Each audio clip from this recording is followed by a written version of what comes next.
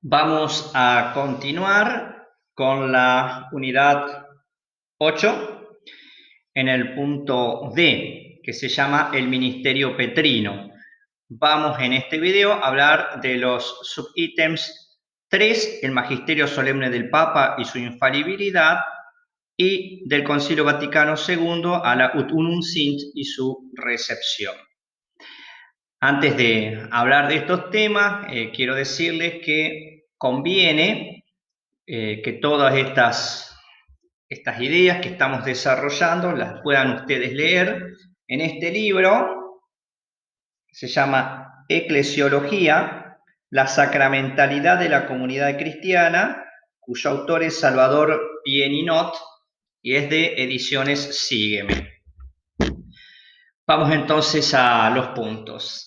La infalibilidad papal está tratada en el Concilio Vaticano I, en la Pastor Eternus, en su capítulo 4. Habla en general del primado de jurisdicción y de la infalibilidad, retomando ideas del Cuarto Concilio de Constantinopla, del Segundo de León, del Concilio de Florencia y de San Bernardo. La infalibilidad se entiende, como nos muestra esta compilación de documentos que es el Denzinger-Hühnermann 3074, es un dogma revelado. Cuando hablamos de estas cosas, se parte de situaciones límites o conflictivas, por lo tanto no es algo habitual y para todo lo que dice el Papa, sino que se trata de un acto preciso de definición y no de su magisterio habitual.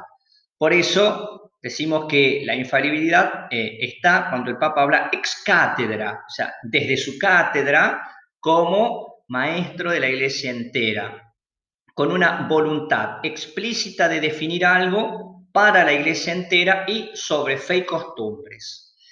Lo que está asegurado es que en este caso no hay error en lo que se define, pero no se toca el modo de la formulación. Es decir, el contenido está exento de error, aunque la formulación puede variar y mejorarse con el tiempo. Esta infalibilidad es irreformable en el sentido de que se excluye la necesidad de un consentimiento previo jurídicamente verificado. Aquí importa el sensus ecclesiae, del cual no se puede prescindir, es decir, el sentir de la fe de la Iglesia, y también el consensus ecclesiae, el consentimiento de todos y cada uno de los obispos, que no es algo necesario, pero que es algo oportuno y relativamente necesario. Esta idea se usó, por ejemplo, para la definición del dogma de la Asunción de María. La infalibilidad tiene su base en la necesidad de la Iglesia para la salvación. Este es uno de el primero de las cosas que nosotros podríamos ver como definidas por un papa, si bien todavía no estaba el dogma de la infalibilidad en la Unam Sancta. La visión beatífica inmediata después de la muerte, con el alma, sin esperar al juicio final, que en la Benedictus Deus, y sobre todo las que más nos interesan, porque son las más claras, la Inmaculada Concepción y la Asunción de María, siendo la Asunción de María el único dogma definido por el Papa después de la definición de la infalibilidad por el Concilio Vaticano I. Algunos autores teológicos se han opuesto, por ejemplo, Hans Küng, que es un teólogo alemán, primero porque él niega el carisma propio del magisterio eclesiástico y margina el valor de una definición. Para él no existen definiciones ni la posibilidad de ellas. Y no va a distinguir entre infalibilidad papal e indefectibilidad de la Iglesia. Luego del Vaticano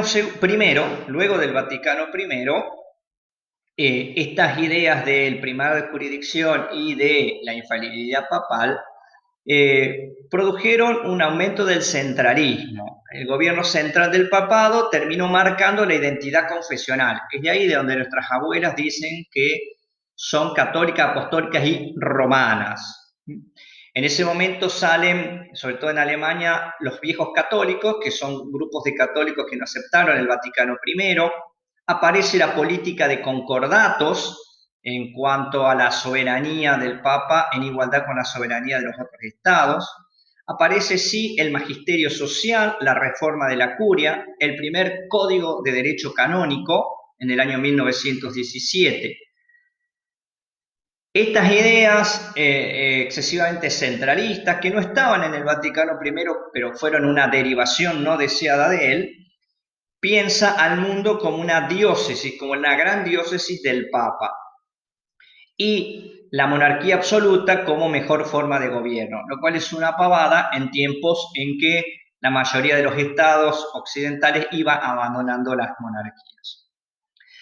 El Concilio Vaticano II va a confirmar el Vaticano I. Y Lumen Gentium 3, en el capítulo 3, habla del episcopado. El episcopado, con su cabeza, el Papa, se lo entiende desde la teología de la comunión, basada en la sacramentalidad, no en la jurisdicción, con una colegialidad episcopal, es decir, todos a uno, y por lo tanto, como dice Lumen Gentium 27, todos son vicarios de Cristo, no son empleados del Papa. No se emplea justamente jurisdicción aplicado al Papa para el mundo entero, pero sí se emplea jurisdicción a los obispos en su diócesis. La idea es que tanto unos como otros tienen la misión de santificar, enseñar y gobernar, solamente condicionados por la comunión jerárquica. Esta idea de comunión jerárquica verdaderamente no es una expresión muy afortunada. Podemos entenderla, pero no desde la subordinación. No, si la entendemos como subordinación, sería un contrapuesto la idea de subordinación jerárquica y comunión. La idea de comunión está arraigada en la Eucaristía y en la sacramentalidad del orden. Pero entendida correctamente, habla de una interrelación entre sujetos sacramentalmente iguales, todos son obispos, que ejercen un ministerio diversificado, algunos en su diócesis para la unidad, otros en su diócesis y además en el mundo entero para la unidad en el amor. Esta comunión jerárquica es con el Papa, que es principio y fundamento visible de unidad, que tiene la potestad suprema y universal. Ya hemos hablado que no significa una injerencia cotidiana en cualquier diócesis. Por eso, la potestad ordinaria e inmediata en los obispos significa cotidiana y habitual. Y potestad ordinaria e inmediata aplicada al Papa significa aneja al propio cargo y no dado por otro o por otra cosa. Lamentablemente, el Código de Derecho Canónico del año 1983 retoma la palabra jurisdicción, pero algunas cosas se van a solucionar con la Ut Unum Sint, este documento tan interesante que tiende a mirar a la unidad de los cristianos. Y para eso hace referencia al primer milenio donde la iglesia estaba indivisa, donde había gran diversidad, pero no estaban separadas las iglesias, y donde la sede romana moderaba un poco la relación entre las otras, pero no tenía una injerencia ni centralizaba todo. Especialmente el punto 95 dice que habría que revisar la forma de ejercicio del primado, no como monarca absoluto, sino de otras maneras, porque todo debe realizarse en la comunión. La recepción de la Ut Unum Sint fue un poco lenta y dificultosa. En el año 1998, en el documentito El don de la autoridad, habla de la función del Papa dentro del colegio. Los ortodoxos, con quienes estamos más cercanos, hablan de un primado de honor. Algunos, como Camiris, habla de un primado de honor simple para el bene essere de la iglesia. Por lo tanto, queda ahí en un honor nada más. Sisulas, otro teólogo ortodoxo, dice que el tema de que sea de honor no lo priva de un cierto ejercicio de jurisdicción, habiendo un equilibrio entre el uno y los muchos. La posición de Sisulas sería un poco más cercana a la de los católicos. A partir de acá tenemos que ver aquella expresión que se llama primus inter pares, el primero entre iguales. que en el canon, los cánones de los apóstoles, una obra del siglo IV, habla de la reciprocidad entre obispos y el obispo de Roma. El Concilio de Nicea, en su capítulo 6, habla de privilegio de ciertas iglesias y de la autoridad de los obispos. Estas iglesias han sido las primeras y más importantes iglesias, que son los patriarcados. En principio 4, luego 5. Primos inter pares es una manifestación y expresión de unanimidad.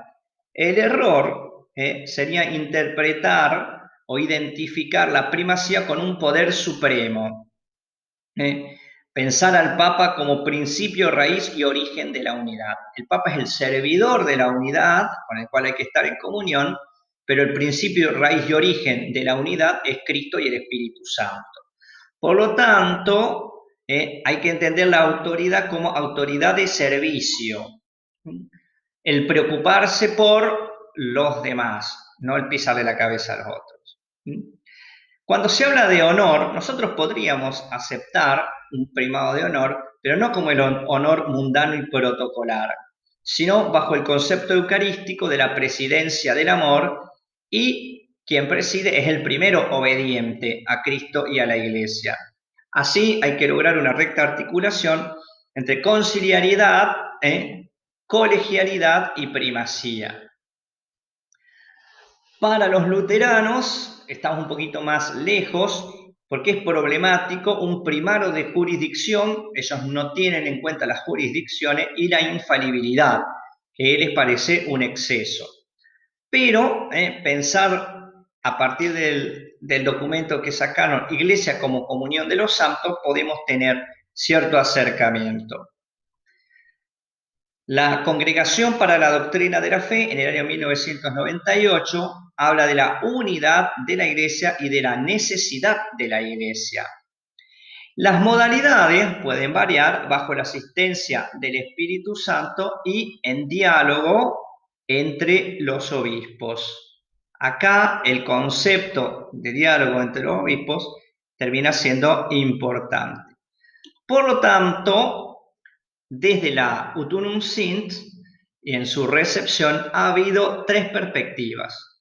Una perspectiva moderada, una perspectiva reformista, que sería releer el Vaticano a la luz releer el Vaticano primero a la luz del Vaticano segundo, poniendo el acento en la colegialidad y en la comunión, y otra más profunda, una perspectiva más profunda y radical, que es ligar el ejercicio de la función papal a una sinodalidad generalizada. Sería como vivir en un continuo concilio y que las decisiones del Papa estén avaladas por todos o por la mayoría de los obispos del mundo. Lo cual, por un lado, no es tan correcto y en segundo lugar es bastante poco práctico. Se habla también del sensus fidei, el sentido de la fe, y eso es lo que marca la infalibilidad incredendo, con una función activa de los creyentes. Es decir, el sensus fidei es el sentido de fe del pueblo de Dios como iglesia, aquello que el pueblo de Dios cree como iglesia. No se trata de caprichos locales de tales o cuales personas o grupos, sino de un instinto sobrenatural que procede de la fe y hace referencia a ella como testimonio vivo de la fe, y es la infalibilidad del conjunto del pueblo de Dios como sentido perpetuo de la Iglesia. Así, Christi Fidelis Laicis 14 dice que el pueblo de Dios no puede equivocarse cuando cree tal cosa. Del sensus fidei se desprende la teología como este ejercicio intelectual de penetración de los misterios que nos han sido revelados, y tiene un valor científico. Por lo tanto, la teología, el ejercicio de la teología y de los teólogos, tienen que tener autonomía respecto del magisterio y libertad de investigación. Como que la teología va siempre adelantándose a lo que después el magisterio termina aceptando o a veces no. Está vinculada al magisterio por el servicio común a la verdad. y solo será sierva si es libre, en el sentido de que la teología no puede ser una mera glosa, un mero comentario al magisterio, sino que va como adelante y es libre y porque su servicio es esta investigación, siempre que esté enmarcada en el sentire cum ecclesia, en el sentir con la iglesia y no en caprichos individuales de tal o cual teólogo. ¿Mm? La teología presenta, el ejercicio de la teología presenta algunos problemas abiertos como la autoridad de los laicos, que desde el punto de vista científico-teológico no habría ningún problema, porque es un acto de reflexión, no es un acto sacramental. La religiosidad popular, que es algo a lo que hay que prestar atención siempre y cuando no termine en la desviación de la superstición. Y otro problema es la significación del rechazo en la recepción. Es decir, cuando el magisterio dice algo y no tiene una recepción mayoritaria y sostenida en el tiempo, ¿qué tanto valor tiene esa declaración del magisterio? También tenemos que hablar aquí del magisterio de los pastores, Dei Verbum 10 y Lumen Gentium 23. Es el valor del testimonio de la fe. Es el ministerio de interpretar auténticamente la palabra de Dios que está al servicio y no por encima de lo transmitido. Cuando los obispos enseñan, tienen que hacerlo como servicio a la palabra de Dios y enseñan sobre fe y costumbres. Originalmente, bueno, sobre fe no hay ningún problema, pero la palabra costumbres, mores, en principio significaba la doctrina, la disciplina, la liturgia y la moral. Con el tiempo, costumbres terminó identificándose solamente con la moral, que pasó a ser el tema prioritario. Cuando tanto el Papa como los obispos enseñan, hay distintas formas de enseñanza, distintas formas de magisterio. El que se usó durante mucho tiempo, que es el modelo teorético doctrinal, donde hay algo nocional que se enseña, que por lo general terminaba con pequeños cánones de condena de la posición opuesta, que se llama anatema sit, sea anatema, sea condenada tal cual otra proposición opuesta a lo que rectamente debe creerse. Pero a partir del siglo XX, especialmente con el Vaticano II, aparece el modelo teológico autocomunicativo, con una cierta dificultad en la clasificación. Hay muchos tipos de documentos, pero que señalan una jerarquía de verdades. Si bien hay mucho que creer, no todo tiene el mismo valor, no todo debe ser aceptado de la misma manera. Algo de esto está clarificado en el documento Actuendam Fidei. Dentro de estos modos tenemos que señalar tres: el magisterio solemne o extraordinario, el magisterio universal ordinario definitivo y el magisterio ordinario no definitivo. El magisterio solemne o extraordinario trata de lo que es la revelación, la escritura y la tradición. Necesita del asentimiento teologal, es decir, no podemos no asentir a lo que aquí se enseña. Y lo enseñado son dogmas, sean materiales, es decir, que están directamente puestos como la resurrección de Cristo, para la cual no hay que hacer ninguna definición, o explicitados por una definición como la Asunción de María. Cuando hablamos del magisterio universal ordinario definitivo, hablamos de cosas de fe y moral que no son directamente de la revelación, así, no está revelado de modo directo por la escritura o la tradición, sino que son objetos secundarios. Se los conoce por una conexión histórica o lógica, como presupuestos de los dogmas o consecuencias de los dogmas. Aquí tiene que haber un asentimiento firme y definitivo, donde, por ejemplo, una de las cuestiones es el acceso al presbiterado, al orden sagrado, al sacerdocio de las mujeres. Finalmente está el magisterio ordinario no definitivo, que trata de aquellas verdades católicas que muestran la enseñanza del Papa y de los obispos, y que tiene que tener el asentimiento religioso del Espíritu. O sea, tenemos que asentir a ellas, pero al no ser definitivas, por algunas circunstancias históricas podrían variar y no trata sobre dogmas. Incluso están las de primer grado, que son en este sentido que he explicado, y las de segundo grado, que son aplicaciones prudenciales y contingentes. Son más bien cuestiones prácticas para tal o cual época. Una breve reseña sobre los tipos de documentos. Por ahí ustedes podrán ver si visitan la página del Vaticano u otros, o leer documentos que tienen un enunciado respecto del tipo de documento. La carta encíclica, la encíclica significa circular, es un documento relevante, expresión de la misión docente, pero no dogmática. Las encíclicas no definen necesariamente dogmas, sino que tienen un sentido pastoral. Está la carta decretal, es una solemne fórmula de pronunciamiento papal y se utiliza para las canonizaciones, cuando, asistido por la infalibilidad, se declara que tal persona es santo, santa y puede tener culto público completo. Después está la Constitución Apostólica, que es una forma solemne del documento legislativo del Papa.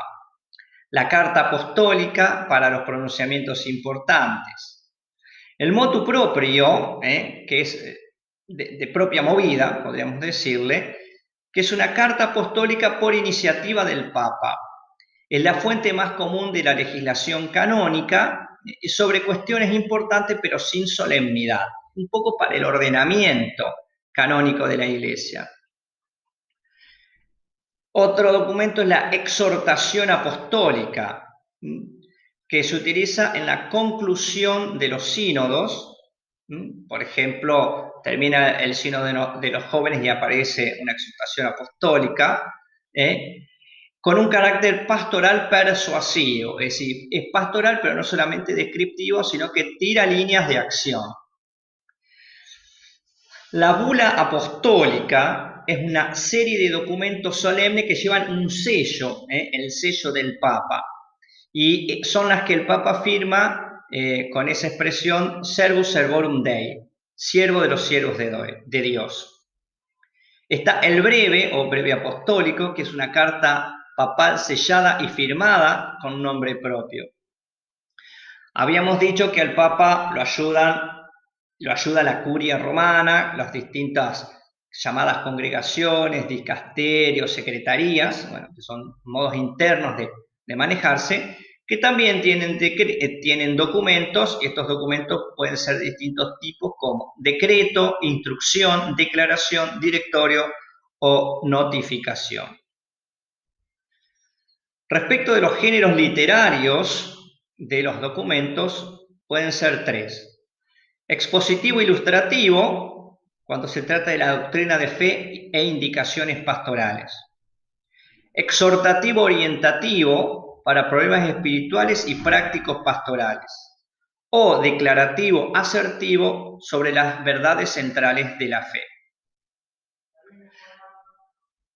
Antiguamente había un modo de demostrar estas cosas con nosotros, junto con el Espíritu Santo y los santos apóstoles Pedro y Pablo declaramos, bla, bla, bla, bla, bla, bla. Bueno, una fórmula muy solemne.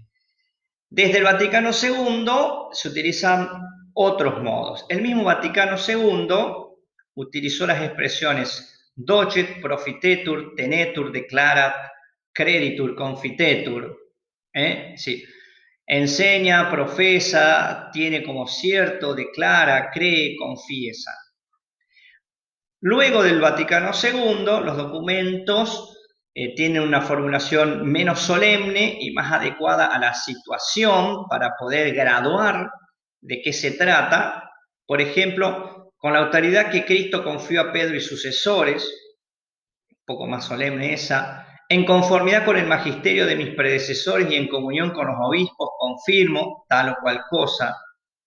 Asumiendo, los obispos no dejan de enseñar, deseo expresar firmemente o debe ser firmemente creído tal o cual otra cosa.